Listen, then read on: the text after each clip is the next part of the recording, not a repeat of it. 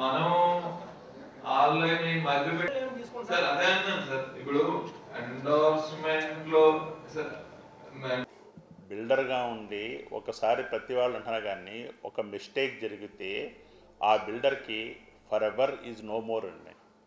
ఆ మిస్టేక్ జరిగిన బిల్డర్ సాధారణ దిద్దుకోలేని పొరపాటు అది. దానివల్ల చాలామంది కూడా చెప్తున్నారు ఏ బిల్డరు ఇంటెన్షన్గా చేయడు, పొరపాటు ఎక్కడో జరిగి ఏదో జరిగితే మటుకు జరుగుతుంది తప్ప అలా జరగదు సాధారణంగాను. దానికి మీ అందరం కూడా రియాక్ట్ అయ్యి ఇమ్మీడియట్గా అలా ఏం చేయాలి, ఎలా చేయాలి, మాకు గుండె కూడా దడదడ కొట్టుకుంటుందండి.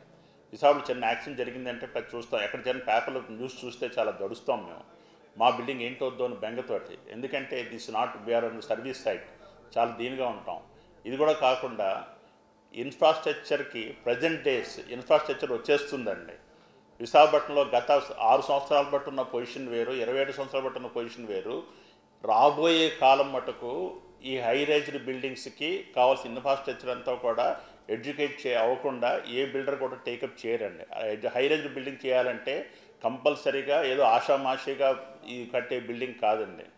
దానికి చాలా అనుభవం కావాలి, చాలా హై రైజ్ ఇన్ఫ్రాస్ట్రక్చర్ కావాలి.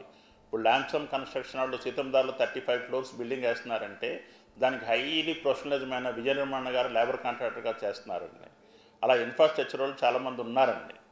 ఇప్పుడు మన విఐపి రోడ్లో చాలా బిల్డింగ్స్ జరుగుతున్నాయి. ఇది అక్కడ 8 బిల్డింగ్స్ జరుగుతున్నాయండి. ఒక బిల్డింగ్లో పొరపాటు జరిగింది.